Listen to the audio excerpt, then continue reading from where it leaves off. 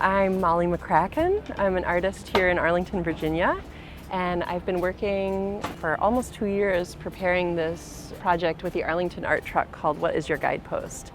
And it's a project that has origins in my trips up to Lake Superior with my grandma, who was a geologist. And I credit her with being the one who taught me to look closely and in some ways helped inspire me to be an artist. So the project involves all of these little paper rocks that are cut out of paper that's either painted or from magazines, and then creating what I call a paper cairn. Like a cairn in the Scottish Gaelic is a stack of rocks used for wayfinding on a path.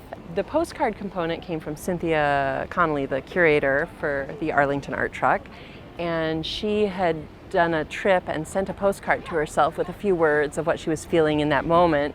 And then when it came back, she framed it. And so it's sort of a combination of our collaboration together over the course of these couple of years to get to this point where we have paper cairns on postcards. And then the other component is the community partner, which is the Arlington Neighborhoods program.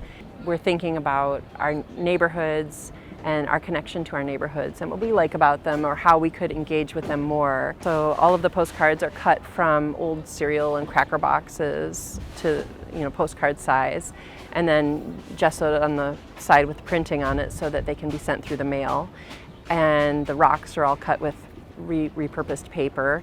And as people are making their postcards, they're gluing these paper rocks onto the postcards and thinking about what their guideposts or their landmarks in their community are. And then they write a few words on the back and put them in our mailboxes, and they'll be sent back to them at the end of the project, which will probably be early August.